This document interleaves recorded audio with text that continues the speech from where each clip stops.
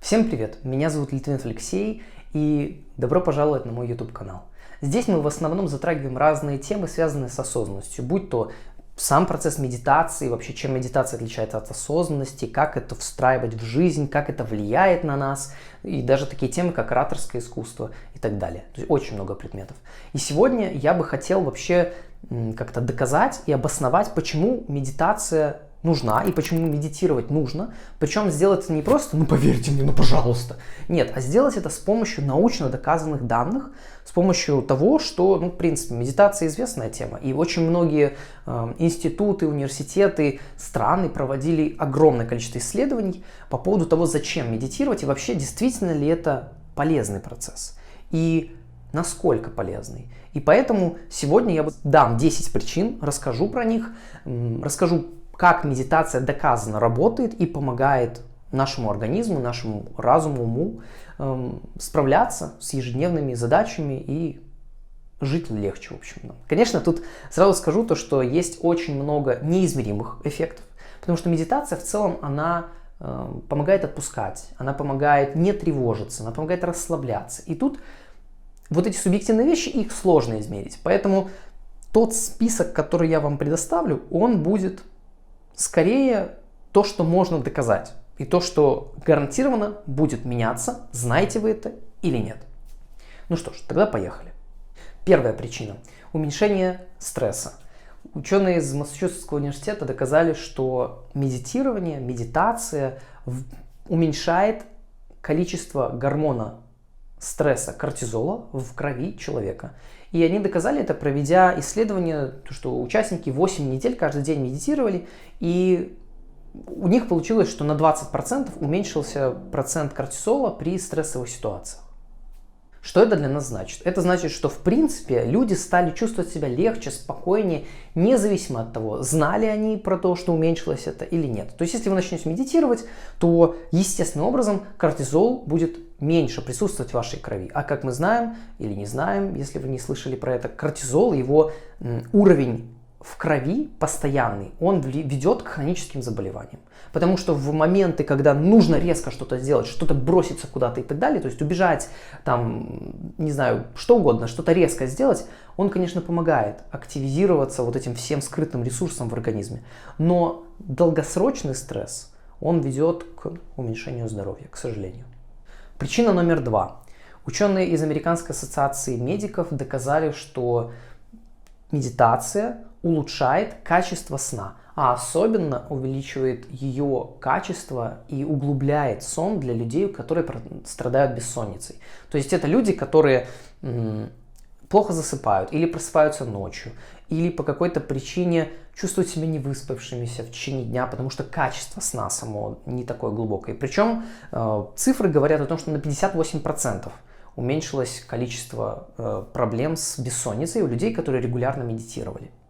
Также, как я и говорил в своих выпусках подкаста про сон, я делал целых 4 выпуска в серии про сон. Я изучал этот предмет очень глубоко, с научной точки зрения, и книжки читал, и особенно я понимаю то, что вот действительно медитация, она помогает в моменте засыпания. Когда у меня куча мыслей в голове, и вот все это летает, и вот просто довериться своему телу, просто сделать банальную технику сканирования тела, подышать, почувствовать поверхность соприкосновения с кроватью, почувствовать, какая кровать мягкая, подышать и так далее. То есть сделать какие-то базовые медитационные техники, отпустить, расслабиться.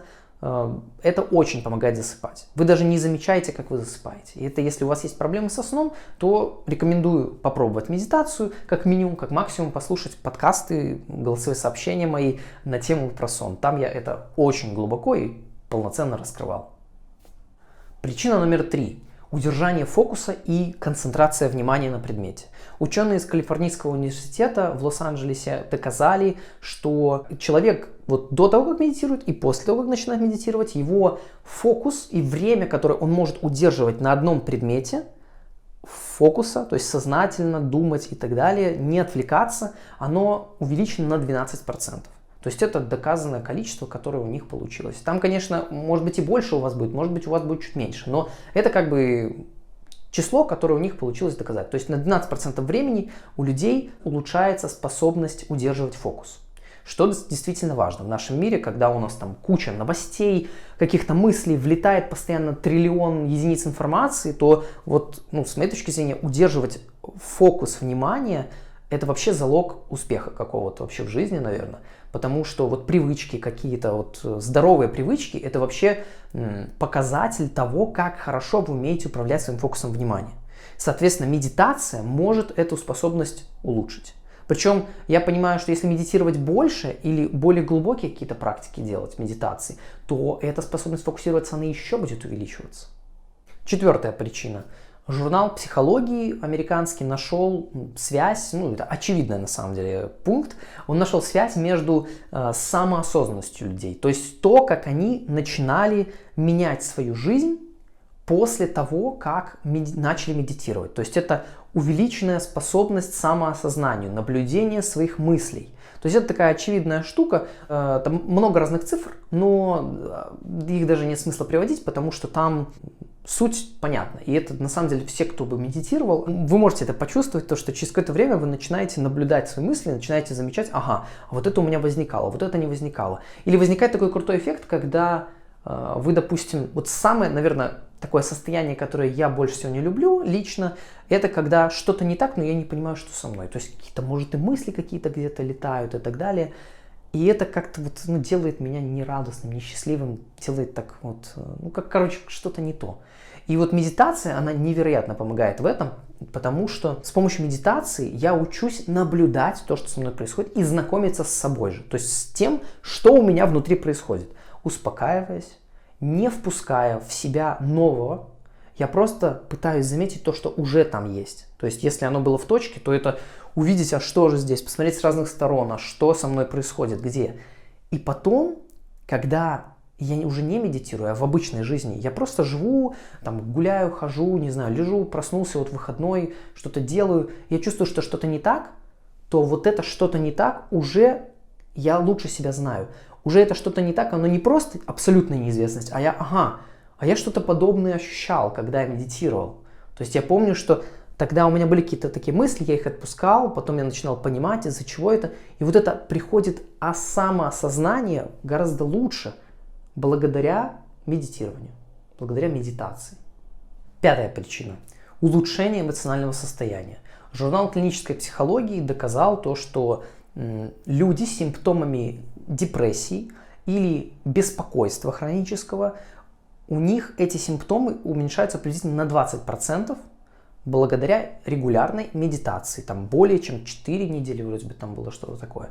То есть это тоже важно. Если вы чувствуете себя подавленным, разбитым каким-то, то вы не просто, как в предыдущем пункте, можете осознавать это лучше, а у вас в целом эти состояния, независимо от того, вы знаете это, не знаете, но в целом у вас эти состояния точно будут появляться реже, и вы будете чувствовать себя спокойнее. Потому что депрессия и тревожность, то есть вот это беспокойство, это ведь разные вещи. На самом деле банально звучит, но это депрессия, это прошлое. То есть это больше про мысли, про то, что вот какой я, где я и что со мной. Там, конечно, есть и мысли о будущем, о мире в целом какое-то такое понимание, но это больше про прошлое. И многие психологи об этом писали, о том, что у вас есть выбор либо скатываться периодически в стрессах, в депрессивное состояние или в тревожное. Почему? Потому что депрессия это про прошлое, а тревожность, беспокойство это про будущее. И здоровое более состояние непонятно. То есть здоровое состояние ближе посередине. Если мы чуть-чуть там можем побеспокоиться про прошлое, чуть-чуть погрустить, там, если что-то было не так. Но в целом мы удерживаемся в центре. Нет провалов ни туда, ни туда, в такую дикую тревогу постоянную, что я заснуть не могу и меня все время колбасит. Нет, не такое. Но в целом, более здоровым считается, конечно, это какое-то про будущее беспокоиться. Да и вообще тревога, наверное, в некоторых психологических культурах, направлениях, институтах, это вообще считается одним из основных двигателей вообще к развитию человеческой психики. Это то, что я тревожусь про будущее, что что-то произойдет, что-то негативное, и я из этого начинаю что-то делать. Поэтому полностью от тревожности избавиться невозможно, Ну, как бы, возможно, наверное, если у вас депрессия глубокая, но чуть-чуть, как бы, ее можно уменьшить. И это нормально, если ее можно уменьшить до минимального уровня. То же самое с депрессивными какими-то грустинкой, какой-то апатией. Вот это все можно тоже уменьшить. Там дистемия, вот это расстройство настроения, то, что многие люди путают с депрессией настоящей. То есть вот это все можно, в принципе, уменьшить. И медитация, как мы видим, исходя из этих исследований, может нам научно доказано уменьшить частоту попадания и интенсивность их состояний. 6-я причина. Улучшенная креативность, способность к творчеству. Журнал бизнеса провел исследование и доказал, что люди, которые медитируют или начали медитировать, и до этого не медитировали, потом медитировали, они имеют большую способность к творчеству. За счет, теоретически за счет отпускания, за счет того, что творчество это что-то новое. Это когда мы отпускаем какие-то рамки и можем думать вне рамок. Но что такое рамки? Рамки это известные нам мысли. И если мы постоянно находимся в мыслях, то есть я все время думаю, все время что-то там перекладываю, пытаюсь соединить, то это все равно не совсем творчество. Это такое какое-то структурирование больше. Медитация же позволяет выйти за рамки этого процесса, отпустить все мысли и позволить, скорее, какой-то бессознательной части просто мозгу отдохнуть, посмотреть, бессознательной части это одна теория, то есть вбросить что-то новое из такой какой-то подсознательных процессов, либо просто очистить голову, очистить сознательные процессы какие-то, отделы мозга, которые занимаются сознанием, сознательными вот этим думанием, отпустить и просто новым взглядом, свежим посмотреть.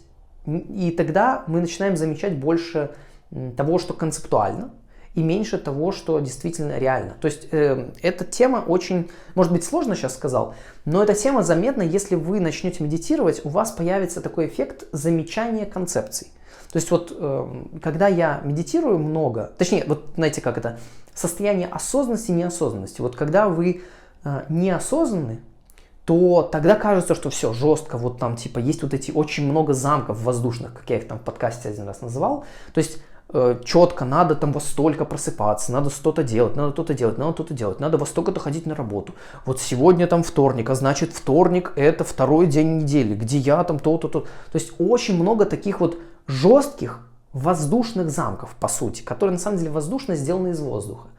И когда вы начинаете медитировать, как-то очистив сознание после того, как помедитируете, там, если особенно регулярно это делать, как я рассказывал это в другом видео, типа, что слои концепции начинают растворяться, и вы начинаете видеть реальность, как она есть. На самом деле нет никакого Нового года, Старого года, просто вот реальность идет, как идет.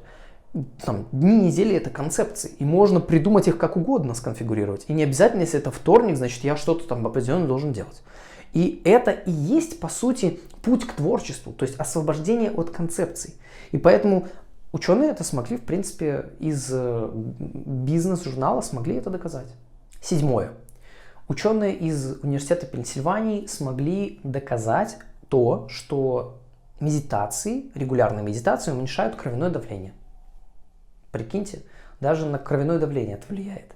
Причем на 10 пунктов, на 10 миллиметров. И это значительный результат, потому что часто люди к такому идут через разные там, травы, там, не знаю, другие какие-то ритуалы, какие-то медицинские какие-то вещи. А оказывается, медитация тоже способна это вам дать. Причина номер 8. Журнал психосоматической медицины из Штатов смог доказать то, что медитация увеличивает количество продуцируемых иммунных клеток в ответ на вакцину на 20%. То есть иммунная функция организма человека тоже улучшается благодаря медитации. Но тут, кстати, такой момент. Почему я так формулировал? Потому что просто если увеличенная функция иммунитета на 20%, более активные иммунные клетки, это нехорошо. Потому что в принципе, иммунитет это не то, что улучшить иммунитет, как говорят нам в рекламах и так далее. На самом деле иммунитет это баланс. Это баланс между там активными телами и пассивными, между теми, кто наблюдает и теми, кто атакует, реагирует и так далее. То есть иммунитет это сверхсложная тема на самом деле.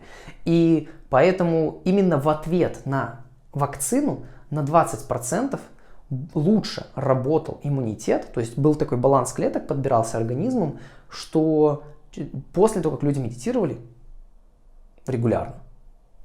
С ума сойти. Мне кажется, этот факт просто поразительный. И, кстати говоря, обратная тема, эта тема там, скорее уже такая насилие. Есть, опять же, много исследований про то, что люди, которые подвергались насилию, у них функции иммунитета нарушены.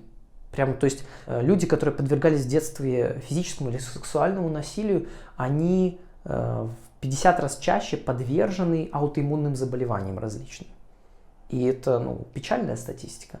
И вот, знаете, в каком-то смысле мне кажется, что этот факт связан в обратную сторону с тем, что медитация, как возвращение вот здесь сейчас, расслабление, отпускание, просто жизнь такая, как она есть, житие, так как оно есть, помогает улучшить эту самую функцию. 9-я причина – уменьшение хронических болей. Журнал JAMA Internal Medicine смог доказать то, что медитации уменьшают интенсивность хронических болей приблизительно на 30%. Там они конкретно на болях в спине, в основании спины, то есть вот эти все боли, они уменьшались согласно опросам интенсивности какой-то на 30%. И это тоже интересно, то что если вас беспокоит что-то подобное, то вот медитация это может быть один из пунктов, как можно этому помочь. 10-й пункт. И последнее, медитация позволяет вам чувствовать себя более счастливыми. Опять же, журнал, который мы уже упоминали, журнал клинической психологии, смог доказать то, что люди, которые медитируют, они согласно самоанкетированию, когда им задают вопросы, и они заполняют анкеты, то они заполняли данные до, после медитации, и в целом уровень счастья у людей растет, если они часто медитируют. То есть вот как они себя чувствовали и как они себя чувствуют после. Это, конечно, не меняет жизнь полноценно, то есть медитация это только один инструмент. Опять же, это, наверное, какая-то такая оговорка по поводу всех пунктов. Там иммунитет, кровяное давление, сон, эмоциональная регуляция и так далее. То есть медитация это один из инструментов, но который точно и реально работает. Его нужно использовать. Это как такое завершение, опять же, вот этих 10 пунктов. Его нужно использовать, этот инструмент, и внедрять в свою жизнь. Быть более осознанным в течение дня и в течение просто жизни. Но это не единственный инструмент, это важно. Опять же, медитация может помочь понять себя лучше. Но я лично убедился в том, что без психотерапии, без процесса познания себя, без другого человека, познать себя можно очень ограниченно на самом деле. Потому что все-таки психика работает таким образом, что в травматичные какие-то переживания, которые на самом деле влияют на нашу личность, в эти травматичные переживания психика не пускает. И сложно очень туда пробиться без другого человека, который может вывести, заметить какие-то несостыковки в том, что я делаю, или что я говорю про одну ситуацию, про другую, и я как бы в них совершенно по-разному действую. Почему? Психотерапия может с этим помочь. Медитация не очень. Медитация это классный инструмент. И знаете, для меня это как некая метафора такая лестницы. То есть я двигаюсь по лестнице в каком-то своем психическом развитии, и психотерапия может мне помочь запрыгнуть на новую ступеньку. Какое-то там осознание, инсайт или какой-то кризис в жизни может мне помочь понять, что я что-то делаю не так в своей жизни. И я как бы перепрыгну на следующую ступеньку. Но сама ступенька достаточно длинная. И вот здесь вот медитация мне может помочь пройти вдоль этой, типа горизонтально по этой ступеньке, может, не знаю, может быть чуть-чуть вот так вот пройти. Но на следующую ступеньку с помощью медитации, на следующую ступень принципиального понимания себя, осознания того, что со мной происходит, как я себя чувствую. В моем опыте не получается такого. И в опыте тех людей, кого я знаю. Может быть, какие-нибудь там випассаны, ретриты 7-10-дневные, когда там голод, человек голодает, высыпается, не высыпается, там целый день медитирует по 12-14 часов. Может быть, такие экстремальные опыты и могут перекинуть на следующую ступень какого-то принципиального психического развития, да, там, в сторону психического здоровья какого-то. Но я таких людей не встречал. Все равно те люди, которые проходили, в моем опыте, да, они очень сильно проходят и как бы познают свой текущий потенциал на максимум. Но принципиально осознать, а почему ты вообще на 10 дней из семьи своей уехал? То есть принципиально заметить какие-то вот глобальные вещи все равно не получается. Поэтому Медитация плюс психотерапия – это офигенный способ развить вашу психику без внешних кризисов, которых на самом деле сейчас и так достаточно. Я думаю, это все. Эти 10 пунктов, которые я вам проговорил, вот вы сейчас сможете их увидеть сбоку от меня, и я думаю, что каждый из них вы сможете пересмотреть, если хотите, и для вас это будет полезно. Спасибо большое, что досмотрели. Я надеюсь, что видео для вас было полезным. И подписывайтесь на YouTube-канал, ставьте лайки под видео, если вам понравилось. Пишите комментарии, если у вас есть какие-то вопросы или вы о чем-то хотите меня спросить, не только про видео. Подписывайтесь на телеграм-группу подкаста, где я веду свой блог «Осознанная жизнь». Очень интересно, очень много всего там. Рассказываю про то просто, как живу каждый день. Ну и я надеюсь, вам тоже понравится. Поэтому спасибо большое, что досмотрели. Еще мой инстаграм. Подписывайтесь тоже. Там я пишу посты, делаю истории, рассказываю чуть-чуть как-то визуально про то, что у меня происходит. YouTube, подкаст, инстаграм. Подписывайтесь и увидимся с вами в следующих видео. Всем пока.